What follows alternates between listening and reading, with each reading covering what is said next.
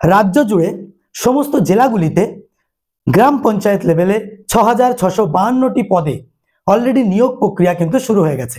তাই তোমার যদি মোটো থাকে এই এত হাজার পদের মধ্যে মাত্র একটা সিট পাখির চোখ করে আমি আমার জন্য বরাদ্দ করব এবং বাড়ির পাশে থেকে একটা সরকারি চাকরির তকমা আমি আমার গায়ে লাগাবো, তাহলে আজকের ভিডিওটি তোমার জন্য। কারণ আজকের ভিডিওতে আমরা আলোচনা করব এই যে গ্রাম পঞ্চায়েত নিয়োগ 2025, এই নিয়োগে তোমরা যারা প্রিপারেশন নিচ্ছ বা নিতে চলেছো, তোমরা কি পড়বে, কোথা থেকে পড়বে, পরীক্ষার প্যাটার্নটা কেমন হবে, কত নাম্বারেরই বা পরীক্ষা হবে এবং কতগুলো পদ সেখানে আছে, এই সমস্ত প্রশ্ন তোমাদের মনে কিন্তু এখন আছে। তোমরা অনেকেই ইউটিউবে ঘুরে বেড়াচ্ছ খুঁজতে খুঁজতে। ওকে, তো আজকের এই ভিডিওটা দেখার পর আই থিঙ্ক তোমাকে আর দ্বিতীয় কোনো ভিডিও দেখতে হবে না, কারণ আজকের এই ভিডিওতে আমি তোমার সঙ্গে আলোচনা করব এই গ্রাম পঞ্চায়েতের সম্পূর্ণ সিলেবাস, কতগুলো পদ রয়েছে এবং বেতন কি রয়েছে, এভরিথিং ইন ডিটেল আলোচনা করব এবং সিলেবাসের প্রত্যেকটা খুঁটিনাটি বিষয়, বেঙ্গলি, ইংলিশ যে কটা সাবজেক্ট রয়েছে তার কোথা থেকে তুমি পড়বে, এই কটা দিন সমস্ত বিষয় নিয়ে আজকের ভিডিওতে আলোচনা করব। So hello and welcome everyone, this is Nazmul Islam and you are watching the Bengal exam YouTube channel. My dear students and learner, আজকের ভিডিওতে তাহলে বুঝতে পারলে কতটা গুরুত্বপূর্ণ। তুমি দেখছো the Bengal exam YouTube channel, চ্যানেলটি একবার দেখে নাও সাবস্ক্রাইব করা আছে কিনা, যদি না থাকে সাবস্ক্রাইব করে নাও। আর আমি নাজমুল ইসলাম রয়েছি তোমার সঙ্গে ভিডিওর শেষ পর্যন্ত। অবশ্যই প্রত্যেকে মনোযোগ সহকারে দেখবে। আমাদের টেলিগ্রামে যুক্ত না থাকলে টেলিগ্রামে যুক্ত থাকবে। আমি একেবারেই কোনোরূপ কালপাত না করে ডিরেক্টলি চলে যাচ্ছি মেন টপিকে, যে পদ অনুযায়ী শিক্ষাগত যোগ্যতা, গ্রাম পঞ্চায়েতে কোন কোন পদে নিয়োগ করা হচ্ছে এবং সেই পদের জন্য তোমার এলিজিবিলিটি ক্রাইটেরিয়া কি রয়েছে দেখে নাও। দেখো, পঞ্চায়েত কর্মী, প্রথমেই আমরা আসি পঞ্চায়েত কর্মী। সেটাতে তোমার যোগ্যতা লাগবে শিক্ষাগত 8 পাস। তুমি যদি 8 পাস হও তাহলে এই পদের জন্য তুমি আবেদন করতে পারবে এবং যেখানে বেতন দেখতে পাচ্ছ 17,000 থেকে 43,000 টাকা পর্যন্ত কিন্তু এখানে বেতন রয়েছে।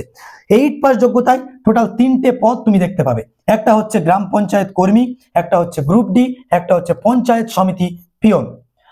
আশা করি বুঝতে পেরেছো। কদিন আগেই তোমাদের পোস্ট অফিসে ফর্ম ফিল আপ হয়ে গেছে, যেখানে তোমরা মাধ্যমিকের নাম্বার যার যত বেশি থাকবে তার চান্স পাওয়ার সুযোগটা তত বেশি রয়েছে। বাট এখানে কিন্তু সেরকম নয়, এখানে কিন্তু কি ধাপে পরীক্ষা হবে সেটাতেও আমরা আসবো। তো দেখো, আমি একবার একটা গ্লান্স তোমাকে সবগুলো দেখিয়ে দিই। এটা হচ্ছে পদ অনুযায়ী শিক্ষাগত যোগ্যতা।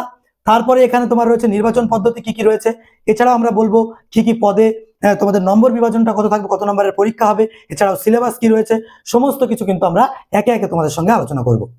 তো দেখো, দ্বিতীয় যে পদটা রয়েছে সেটা হচ্ছে দ্বিতীয় যোগ্যতা, মাধ্যমিক যোগ্যতাতে ক্যাশিয়ার, এবং যেখানে 22,700 থেকে 58,500 টাকার স্যালারির চাকরি তুমি কিন্তু করতে পারবে। এবার আছে গ্রাম পঞ্চায়েত সহায়ক, যেখানে 50% নাম্বার লাগবে কিসে, সহ মাধ্যমিক, অর্থাৎ মাধ্যমিকে তোমার যদি 50% নাম্বার থাকে তাহলে তুমি এই পোস্টের জন্য আবেদনের যোগ্য। এখানে তোমাদের 21,000 টাকা থেকে 58,000 টাকা পর্যন্ত কিন্তু এখানে স্যালারি রয়েছে।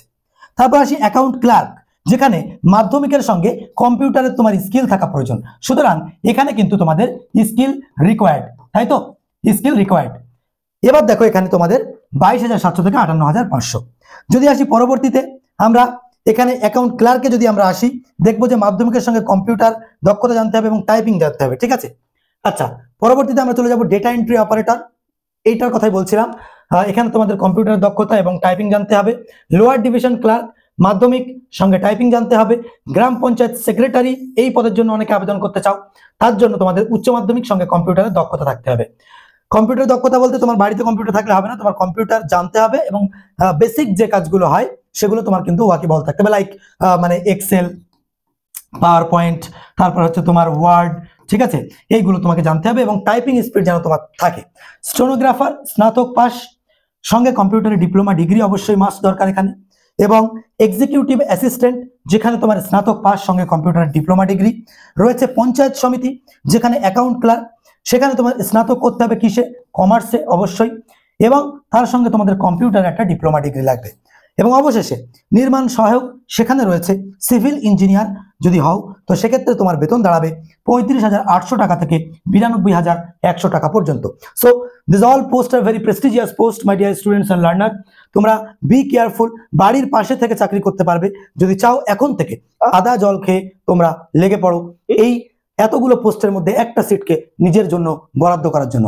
নির্বাচন পদ্ধতি, এই সিলেকশন প্রসিডিওরটা কি রয়েছে, কিভাবে নির্বাচন করা হবে, এত লক্ষ ছাত্রছাত্রী, এত লক্ষ ক্যান্ডিডেটের মধ্যে একটা সিটের জন্য কাকে নির্বাচন করা হবে। দেখো, দুটি ধাপে প্রথমে নিয়োগ হবে। দুটি ধাপে, কয়টি বললাম? দুটি ধাপে। কি?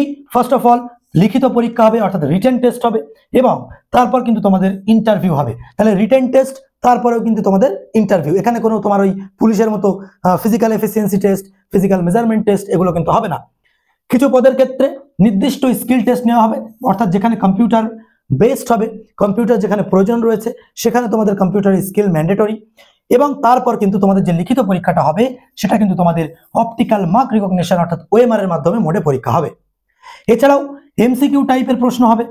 কি ধরনের পরীক্ষা হবে? মোড অফ কোশ্চেন কি হবে? মাল্টিপল চয়েস কোশ্চেন হবে, এবং প্রশ্নের ভাষা বাংলা ও ইংরেজিতে হবে, অর্থাৎ বাইলিঙ্গুয়াল হবে। লিখিত পরীক্ষায় পাশ করলে তবেই তোমাদেরকে ইন্টারভিউতে ডাকা হবে, এবং ইন্টারভিউ কততে জানলে খুব খুশি হবে, আমরা পরবর্তীতে আসছি সে বিষয়ে। সুতরাং রিটেন পাশ করলে কিন্তু ডিরেক্ট তোমাকে ইন্টারভিউতে ডাকা হবে। লিখিত পরীক্ষা ও ইন্টারভিউতে প্রাপ্ত নম্বরের ভিত্তিতে চূড়ান্ত মেধা তালিকা বা ফাইনাল মেরিট লিস্ট কিন্তু প্রকাশিত হবে। This are the selection process, you need to understand this very carefully. Okay, so এটা কিন্তু ভালো করে প্রত্যেকে জেনে নাও, প্রয়োজনে তোমরা স্ক্রিনশট মেরে নিতে পারো। চলো পরবর্তীতে যাই। পদ অনুযায়ী নির্বাচনের নম্বর বিভাজন, যে পোস্টগুলো আমি তোমাদেরকে বললাম সেই পোস্ট অনুসারে তোমাদের কত নাম্বারে পরীক্ষা দিতে হবে লিখিত, এবং তোমাদের কোন স্কিল টেস্ট আছে কিনা, যদি থাকে সেটা কত, এবং তার সঙ্গে ইন্টারভিউটা তোমাদের কত নাম্বারে হবে। লক্ষ্য করো, যে পোস্টগুলো আমি এখানে বলছি, পঞ্চায়েত কর্মী, গ্রুপ ডি, পঞ্চায়েত সমিতি, পিওন এবং গ্রাম পঞ্চায়েত সহায়ক, এখানে কোনোটাই কোনো স্কিল টেস্ট লাগছে না। কি লাগছে? শুধু লিখিত পরীক্ষা, যেখানে পঞ্চায়েত কর্মীর জন্য, গ্রুপ ডি এবং পঞ্চায়েত পিওনের জন্য তিনটের জন্যই কিন্তু 43 নম্বরের লিখিত পরীক্ষা হবে। অবভিয়াসলি এমসিকিউ প্যাটার্নে হবে, এবং সেখানে তোমাদের মাত্র 7 নম্বরের কিন্তু ইন্টারভিউ হবে। এটা পাস করতে পারলেই একটা সরকারি চাকরি তোমার ভাগ্যে কিন্তু জুটবে।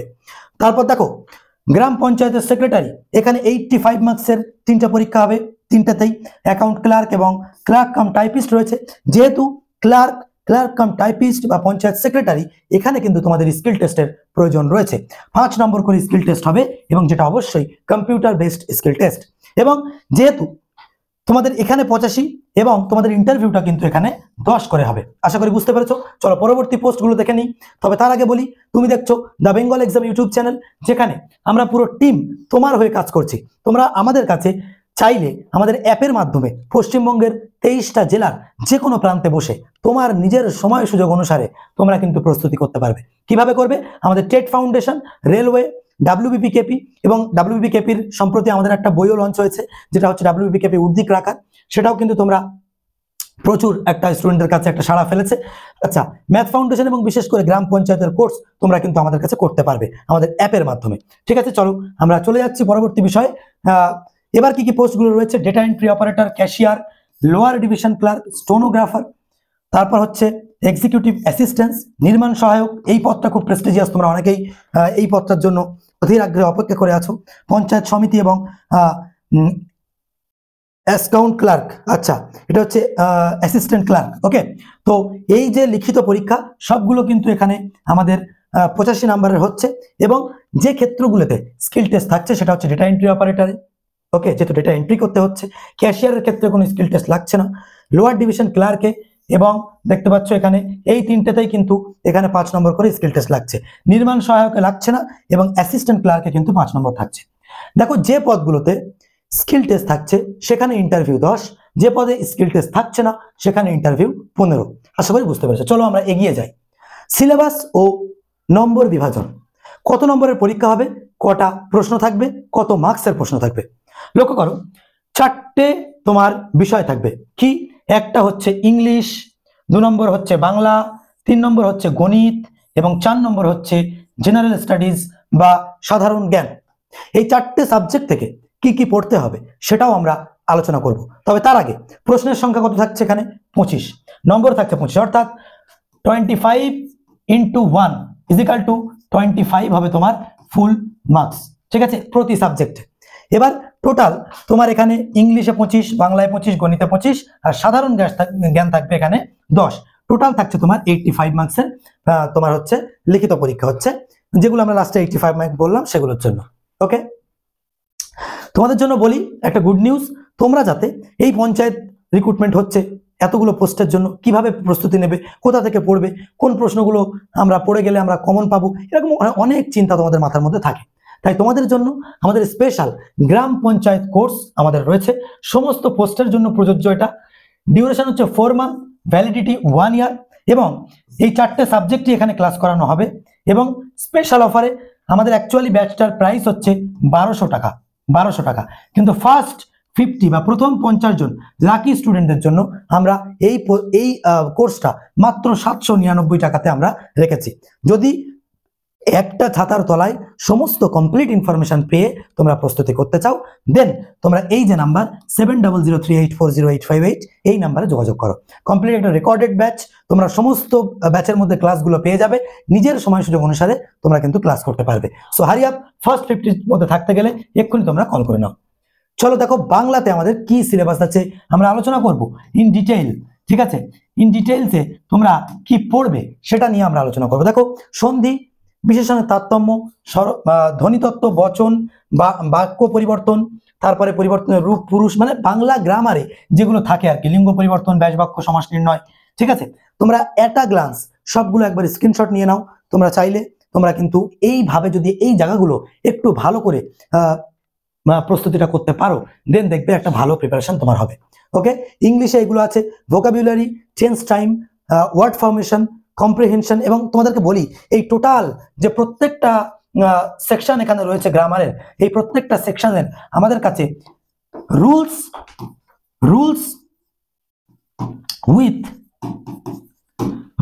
উইথ হচ্ছে ডেমো প্র্যাকটিস সেট, ঠিক আছে? এটা কিন্তু আমাদের আছে টোটাল, মানে একটা পিডিএফ আছে, যে পিডিএফ এর মধ্যে তোমরা সমস্ত এইগুলো তোমার কভার হয়ে যাবে মাল্টিপল কোশ্চেনের মাধ্যমে। তো সেটাও যদি নিতে চাও তো আমাদের সঙ্গে যোগাযোগ করতে পারো। ওটা প্র্যাকটিস করলেই এগুলো তুমি প্র্যাকটিস করতে পারবে। অত কোশ্চেন তো আর ফোনে ওইভাবে পাওয়া যায় না, তো তোমরা একটা জায়গায় প্র্যাকটিস করার জন্য তোমরা আমাদের কাছে সেই পিডিএফ পেয়ে যাবে। আচ্ছা, তারপর দেখো গণিতে যেগুলো করবে, সরল, শতকরা, গড়, মিশ্রণ, বয়স, অংশীদারি, সরল সুদ, চক্রবৃদ্ধি, রসাগু, গসাগু, সংখ্যা পদ্ধতি, নৌকা, ভোটার, মানে কম্পিটিটিভ এক্সামে যেগুলো থাকে আর কি, সেই সমস্তগুলো কিন্তু এর মধ্যে আছে। এর জন্য আমাদের ম্যাথ ফাউন্ডেশন কোর্স যেটা রয়েছে মাত্র 500 টাকায়, তোমরা এই 500 টাকার কোর্সে তোমরা কি পাবে, সমস্তগুলো পরপর একেবারে সাজিয়ে তোমরা পাবে। এবং শুধু এই পরীক্ষাটা কভার করবে তা নয়, এভরি মানে একেবারে সিজিএল এর টায়ার 2 বাদে, ঠিক আছে, মানে স্টেট লেভেলের সমস্ত এক্সাম কিন্তু আমাদের এটার মধ্যে কভার করবে। সুতরাং তোমরা চাইলে সেটাও যোগাযোগ করতে পারো। সবগুলো তোমাদের হাতের মুঠোয় আমরা দিয়ে দিয়েছি। সাধারণ জ্ঞান থেকে ভারতের ইতিহাস, তার মানে এই নয় সে একেবারে মহেঞ্জোদারো সভ্যতা থেকে তোমার একেবারে ব্রিটিশ ভারত থেকে চলে যাওয়া পর্যন্ত পড়তে হবে না। যেগুলো জানতে হবে মেন কি পয়েন্টগুলো তোমাকে জানতে হবে। মানে সব থেকে মোস্ট ইম্পর্টেন্টলি যেটা জানতে হবে সেটা হচ্ছে পশ্চিমবঙ্গের ইতিহাস বা হিস্ট্রি অফ ওয়েস্ট বেঙ্গল। পশ্চিমবঙ্গের কোথাকার মাটি কেমন, পশ্চিমবঙ্গে কয় ধরনের মানে মৃত্তিকা লক্ষ্য করা যায়, কি কি চাষ হয়, হ্যাঁ, জিআই ট্যাগ কি পেয়েছে, ঠিক আছে, এগুলো। ভারতের ভূগোল, পশ্চিমবঙ্গের ভূগোল, রাষ্ট্রবিজ্ঞান, পশ্চিমবঙ্গের অর্থনীতি এবং মন্ত্রী পরিষদ, এবং এর সঙ্গে তোমাদের যেটা জানতে হবে পশ্চিমবঙ্গের যে মন্ত্রী পরিষদ, ভারতের সংবিধান, গ্রামীণ উন্নয়ন, এই সম্পর্কে তোমাকে বেশি বেশি করে ধারণা রাখতে হবে। এবং সব থেকে যেটা জানতে হবে ত্রিস্তরী পঞ্চায়েত ব্যবস্থা, ঠিক আছে, ত্রিস্তরী পঞ্চায়েত ব্যবস্থা থেকে শুরু করে সমস্ত এই যে ব্যাপারগুলো তোমরা যদি একটু জানো, এখান থেকে কিন্তু তোমাদের 10 নম্বরের প্রশ্ন আসবে।